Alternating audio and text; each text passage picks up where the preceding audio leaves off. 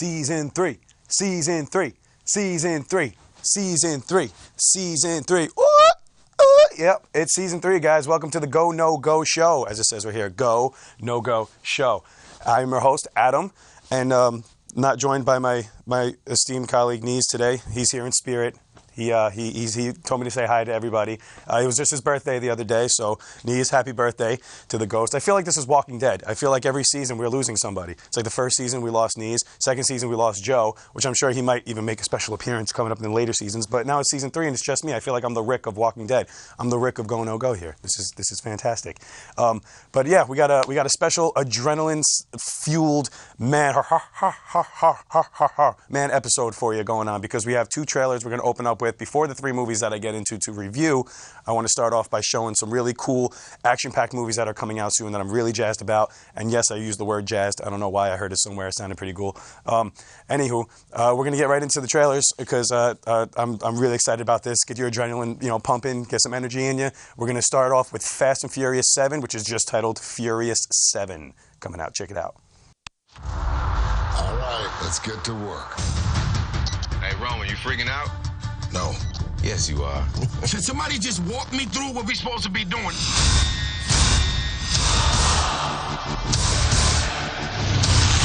Justin, you didn't think it could get any better, huh? Here we go.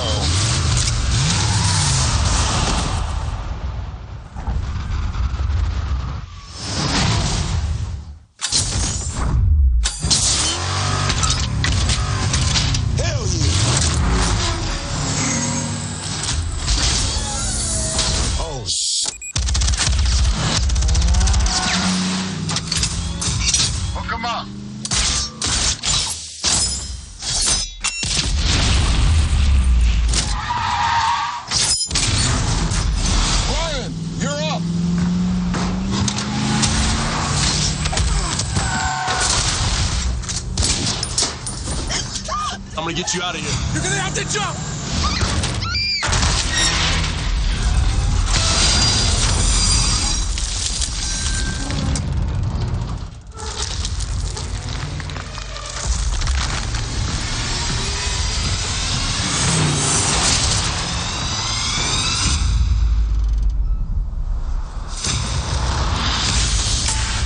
Dominic Terrell, you don't know me. You're about to. Looks like the sins of London have followed us home. Remember Owen Shaw? This is his big bad brother. We're being hunted. One last ride. Get low when the whistle goes. Now we talking.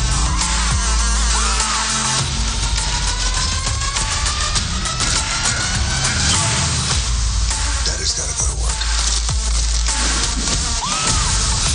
This is a world that doesn't play by your rules.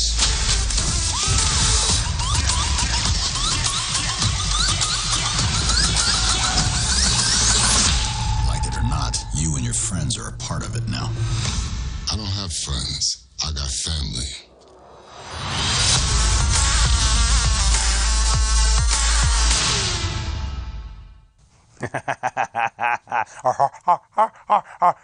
That looks insane. I love it. That franchise can't get any better. I love how every time the movie comes in the trailers, he's always like, one last ride. But yet they sign on for like 3 more movies. So each movie's going to be like, one last ride, But keep them coming, man. Just keep them coming. I don't care if it's Fast and Furious 15. Keep them coming. That's awesome. The next trailer we're getting into is another very highly anticipated action movie, of course, starring The Rock again. Because when it comes to action, who else you want to see but The Rock saving the world? This one is called San Andreas. First look. Take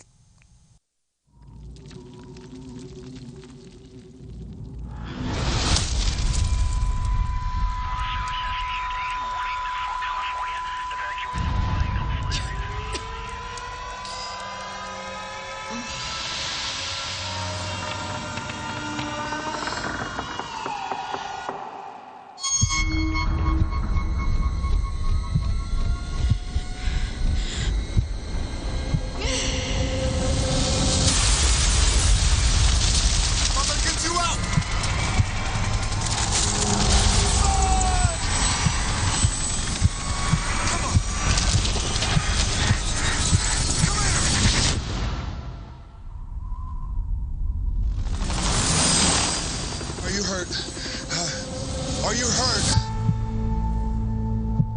People need to know that the shaking is not over.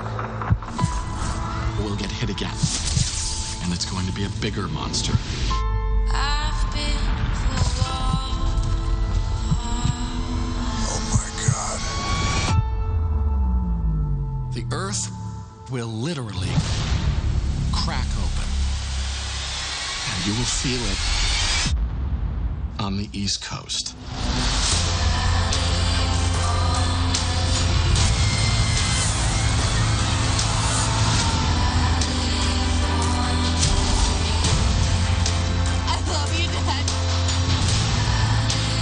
I cannot emphasize this enough. You need to get out, and I mean now. If you can't, God be with you.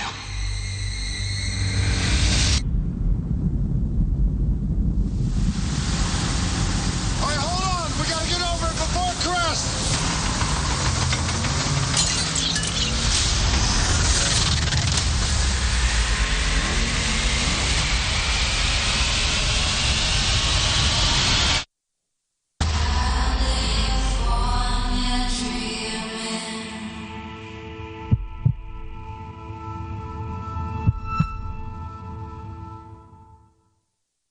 Yeah, ooh, it's creepy. Movies like that always creep me out, but I love it. I love disaster movies. Keep destroying the world. Me and Keith were just talking about that. It doesn't matter. You don't need plot. You don't need characters. It's nice to have The Rock in there. And even Carla Gugino, which obviously knows where the Fountain of Youth is, just like Tom Cruise does, and not telling anyone because she looks fantastic. But, wow, keep destroying the world. Who cares about plots and subplots and character development as long as you keep destroying everything? I love it. Big tidal waves and stuff like that. He's going up. We got to get over it before it crests. You're the star of the movie. I wonder if you make it. Who cares? I don't care how predictable it is. It still looks fantastic. Break everything apart.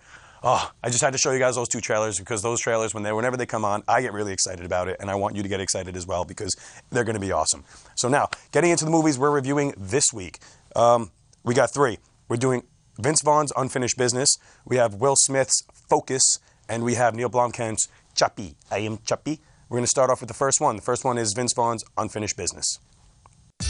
I just landed a huge deal for you, and then you tell me I'm going to take 5% less this year? You are replaceable. You say that kind of stuff a lot, and that's why Brian Peters wrote you're a jackass on your parking curb. What the hell, Dan?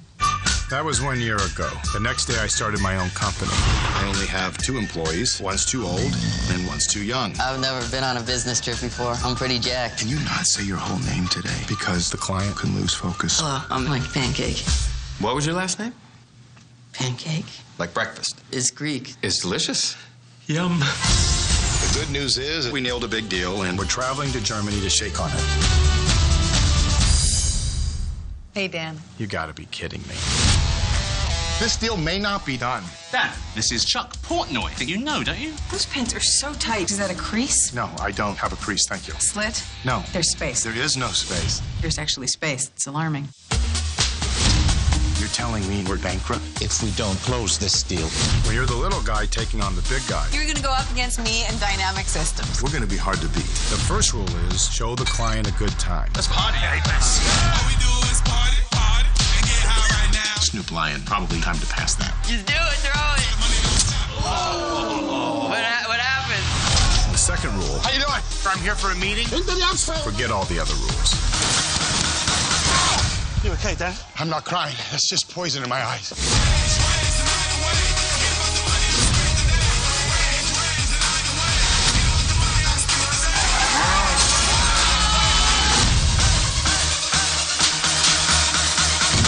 If we close this deal, I want to make love to a woman. Wheelbarrow position. How is it a wheelbarrow? One person's legs is being held up. Does that feel good? No. Maybe we should just try to do it normal. Maybe put me down when you get a chance. I'm losing confidence in the team. Unfinished Business. I'm next on the upgrade list. Sorry, I'd give you my seat, but I've never been upgraded. That's all right. But I appreciate you. It is an honor to sit in front of you.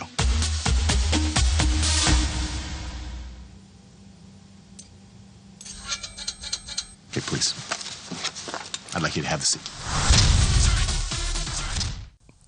Okay, I'm chuckling. Yeah, you see this? You see this advertisement for it? You know, like that partying, having a great time. All right, they got some talented people going on in this movie. You got Vince Vaughn, of course. I love Vince Vaughn. You know what you're getting when you're coming into a Vince Vaughn movie. You have Little Franco, James Franco's younger brother. I forgot what I'm not really. Dave Franco. There it goes. It's right there. Dave Franco. He's a very talented cat too. And to tell you the truth, but right here, Tom Wilkinson, man, what? Why? Like why? Like I get it. Maybe you wanted to cut loose. Maybe you wanted to get your kitchen redone, so you needed the money or something like that. But dude, this is like an Academy Award nominated actor. He's in all these prestigious, like he's been around for forever, and he is an amazing actor. And he, like, why? I'm sorry, Vince Vaughn, I love you. You have this shtick that you stay with, and I get it, and it's cool. It's a formula that you have, and it works. I like it's like in Family Guy when Stewie makes fun of it. Here's my impression of every Vince Vaughn movie. Hey, I'm a man incapable of loving. Oh wait, no, I'm not. The end. It's like we get it. You know, you're that kind of guy, but you don't really stretch too far from the familiar. But that's fine, and I love you for that. But you deserve better than this. I think everyone in this movie deserves better than this. This movie had an identity crisis. It didn't know what it wanted to be: the gross out college romp, or like this heartwarming type of. It tried to do what the Apatow films have perfected. When you get the gross out comedy and the heart together, you make a great long-lasting, loving movie, and that everyone cherishes. But this one was way off the mark. I still have no idea what they did in the film, like what their business was, what they were trying to do.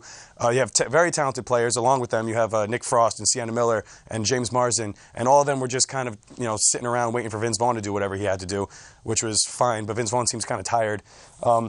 There was a subplot going on with his son. I have to warn you guys about. His son was getting bullied, so they really touched on the whole anti-bullying message, which is great. It's a noble cause. But what I didn't like, this movie actually kind of upset me, is that don't pretend like you have a bleeding heart for a cause such as anti-bullying when you are clearly glorifying what's wrong with another. In this case, it's the insanely gratuitous over-objectification of women, basically. And because they serve no purpose in this movie but to be sex maids or eye candy or miserable shrews. And it's like you're trying to show that you have a big heart. You're trying to show he's a family man, and he cares for his kids. One is getting bullied, the other one's doing the bullying, and it's like, okay, let's all go around the circle and see how we've been bullied in our lives, and we're supposed to and shed a tear for this stuff. But yet, every girl that Dave Franco meets doesn't even have a word to say. He just looks, he smiles, and next thing you know, he's having sex with her. So it's like, that's all the only purpose that they serve the women in this film. So it's kind of like, pick one. Be a gross-out comedy or be a message movie. Don't try and do both. And if you're going to do both, please refer to the Apatow films and do it a lot better. So this one I'm going to have to give a no-go. I'm sorry. I love you, Vince Vaughn. You deserve better. I hope to see you in more things, and I hope to see you in just better things. This just seemed like it was straight for the paycheck, and I'm sorry to say that. So no-go for Unfinished Business. The next up is Will Smith's glorious return to screen in Focus.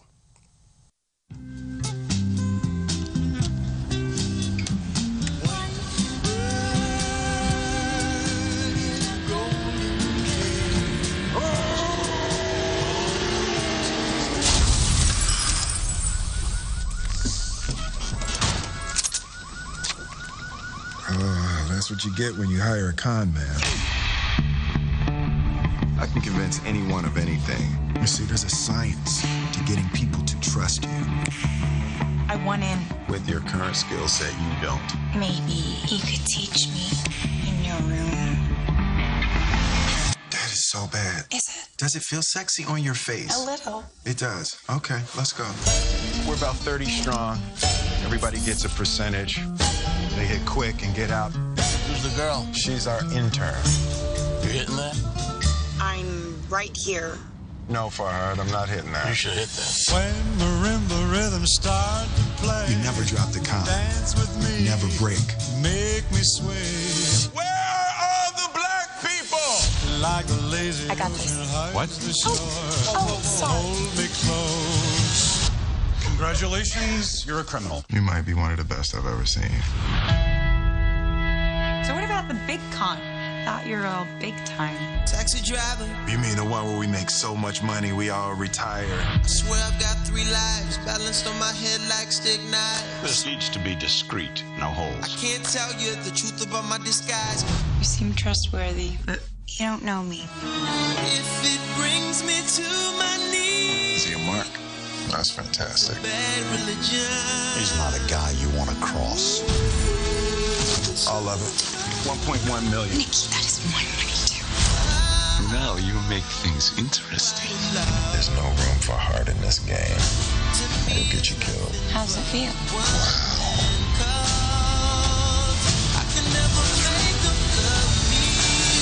There's two kinds of people in this world.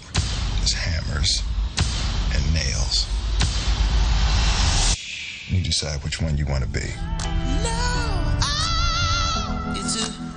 It's a bad religion. Not bad, Mr. Smith, not bad. I have to say, when I first saw this trailer, I was kind of like, okay. Well, it's nice to see he's back in front of the camera. Instead of trying to push his son onto us, which he's been doing for the last few years.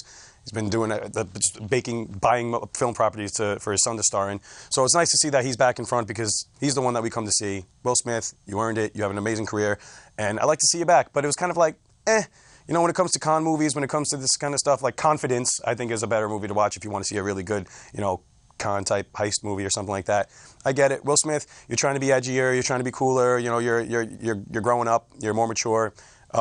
It's cool. It was a cool movie. It lacked that, you know, that like, oh, like that was real, like that whoa moment. You know what I mean? I don't even know how to put it into words, but it's that moment. It tries to give you a couple of them, but you can see them coming a mile away. They mention something in the beginning that's like so crazy, and you're like, oh wow, I wonder if that plays a part at the end. And oh, shocker, it does. So it's like one of the biggest reasons to see this movie though is Margot Robbie. Margot Robbie, if you don't remember her, this girl right here, I had to pinpoint her. She was in Wolf of Wall Street.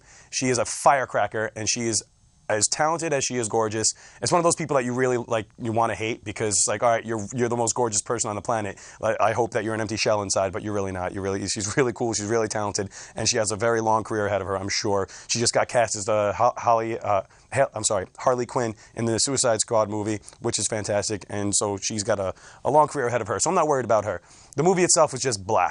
You know, it was kind of boring if if you're used to these con movies. And to say the truth, this world that they created when it comes to the con men, you know, like taking people's watches off their wrists as you, like, you know, there's a little misdirection, like, oh, I'm sorry, I tripped, and they took the watch off their wrist, and then you throw it to a spotter, and then a spotter then throws it to like a Running Man or something, and takes it back to this organization. It turns out to be this huge organization of criminals in like these tourist spots. If that world really does exist, this movie succeeded in making it look fake and making it look like ridiculous. There's so much stuff going on where it's just like, all right, it's cool, that's slick, it's a nice little party trick, but it's like, come on, this can't really. And I know you're supposed to suspend belief and stuff like that when it comes to movies, but you know, it didn't really. It wanted you to believe this is like, you know, this kind of real world type stuff. And you know what? I'm gonna have to give this movie a no-go. I love you, Will Smith. Keep it going. It shows that, you know, you could still open a movie and people still love you and they're rooting for you. And it's just, the movie was just run of the mill. I mean, you could wait at home. I mean, for the spirit of the show, you don't have to spend $15 on a ticket to go see it in the theater. So I'm giving that movie a no-go. We're running out of time, so I got to get into the last movie, which was fantastic. I'll talk about it after the trailer. This one next up is Chuckie. The deployment of the planet's first robotic police units became the focus of the world in 2016. Drop your weapons. You are under arrest. Vincent Moore is a former soldier. The problem with artificial intelligence is it's way too unpredictable. The Scout's creator, Dion Wilson, sees a rich future. What interests me is a machine that can think and feel.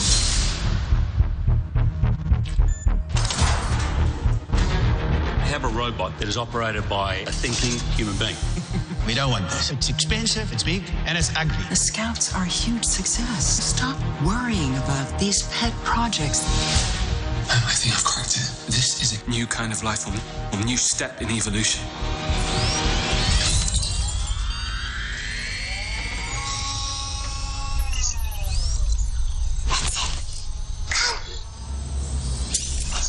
You are Chappie. Chappie. It's like a child. It has to learn. What's that? Chappie's book? Yeah, it's yours. Chappie's got stories. Chappie's got a book. Anything you want to do in your life, you can do. Write poetry, have original ideas. Chappie wants to paint. Wow. What in the name of the Lord? Even a robot's a big problem for me. A thinking robot could be the end of mankind. Destroy that robot. Burn it to ash. something of great danger headed our way now.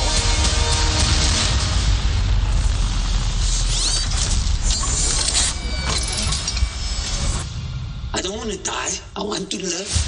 If you want to survive, Chuckie, you must fight.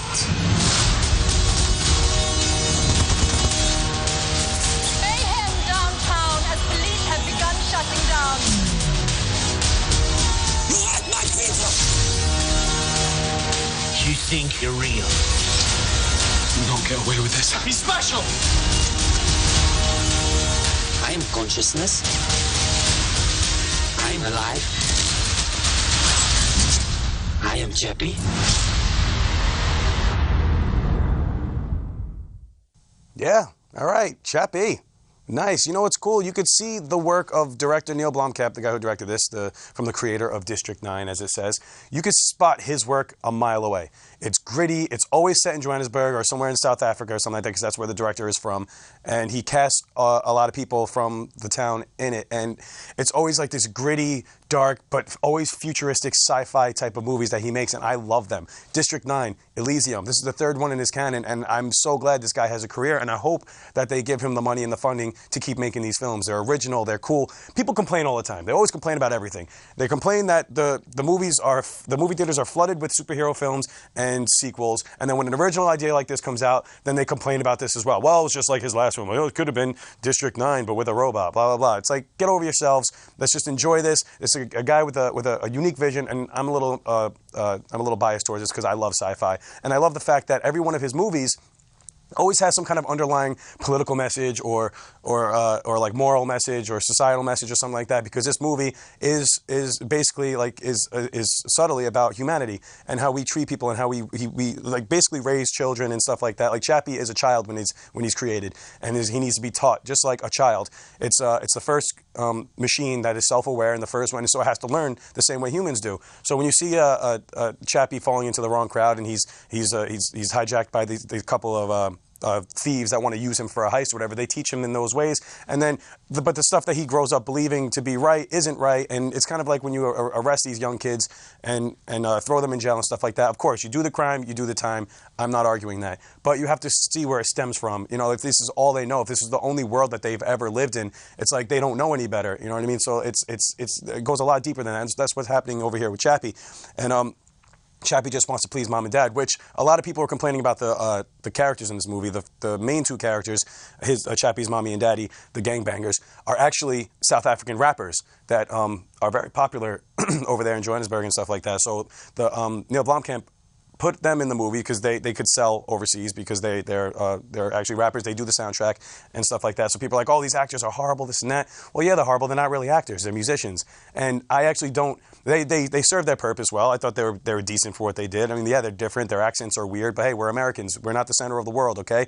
You know, he shined a light in his hometown, and he's trying to represent, and I really appreciate that. You know what I mean? If I had his opportunity, I'd like to go back to my neighborhood too, and then put everyone in a movie and put it on a grand scale so everyone can see, like, hey, this is my town, this is my people. So that's pretty much what Neil Blomkamp is doing. So I give those guys a pass for that. But the movie is just like in Elysium, just like District 9, where it starts off all about story and the character and building the character and stuff like that, and then they throw them in this insane, inventive action. The movie is visually stunning.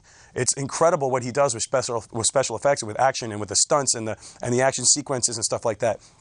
Everything looks so real. I don't know how he does it. And sure, it follows the same formula or whatever, but keep giving me this formula if it's this exciting. It's fun. The thunderous score of Hans Zimmer just makes your heart rate. It keeps your heart rate up the entire time. It's very it's very suspenseful. It keeps you into it. It's paced with a very intense sense of urgency. Like everything is just like, okay, it's down to the wire. Let's run from beginning to end. Dev Patel, who was in the Slumdog Millionaire and stuff like that, is having a pretty good weekend. He's he has 2 movies out this weekend, which good for you. I'm happy you're still getting work. Hugh Jackman was awesome. He was kind of a villain in this movie, so it's cool to see him play the bad guy once in a while. And Sigourney Weaver was really nice to have her in there, which is pretty cool. It's kind of like a wink to the fact that Neil Blomkamp is actually being eyed for the rights of Alien to reboot Alien and start taking aliens into a different direction, which is pretty cool. I like to see that happen. And Sigourney Weaver's very happy about it, which means I'm very happy about it because that's Ripley, and she has the last say, of course, with everything that comes aliens. But anyway, to get back on the subject, Chappie was a very original, very inventive, cool movie. Sharlto Copley, who Neil Blomkamp made famous from District 9. He was in District 9. He was in Elysium. He was the bad guy. He was Murdoch in A-Team. You know him if you see him. He plays the voice of Chappie, which was